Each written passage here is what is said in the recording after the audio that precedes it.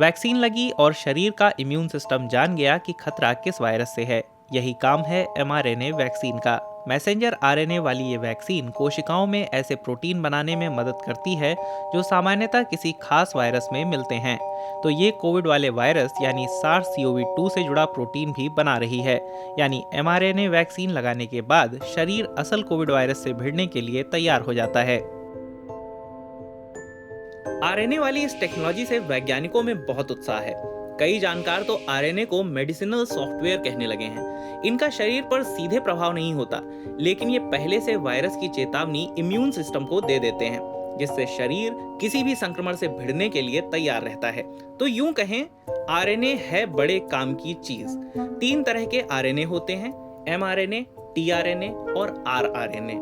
MRNA उस amino acid की पहचान करता है जिससे बाद में कोई प्रोटीन बनने वाला होता है। टीआरएनए या ट्रांसफर आरएनए उस एमिनो एसिड को लेकर आरआरएनए के पास जाता है और आरआरएनए उस प्रोटीन को बनाने का काम करता है। इसलिए मैसेंजर आरएनए वाली वैक्सीन टेक्नोलॉजी दूसरी वैक्सीन के मुकाबले बेहतर समझी जाती है, क्योंकि ये स्थिति के मुताबिक ढल जाती है। mRNA कोडिंग मॉलिक्यूल होते हैं। अगर आप इनका कोड बदल दें तो इससे बने प्रोटीन भी बदल जाएंगे, जिससे अन्य बीमारियां पैदा करने वाले जीवाणु वाले प्रोटीन बनाने में भी इनका इस्तेमाल किया जा सकता है। ऐसे प्रोटीन्स के खिलाफ भी जो कैंसर पैदा करने वाले ट्यूमर में पाए जाते हैं। वैसे mRNA का काम प्रतिरक्षा तंत्र को चेताने से कहीं ज्यादा है। आरएनए परिवार पाचन प्रक्रिया और स्वास्थ्य, इन दोनों में भी प्रमुख भूमिका निभाता है।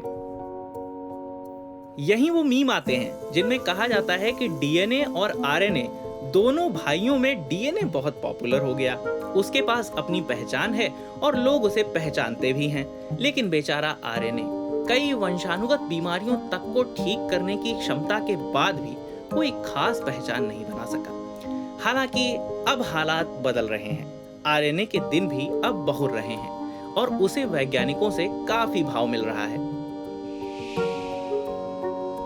जैसे कई वंशानुगत बीमारियां खराब जीन से पैदा होती हैं जो आगे भी प्रोटीन को खराब या गायब करती रहती हैं, आरएनए टेक्नोलॉजी इसमें भी मदद कर सकती है।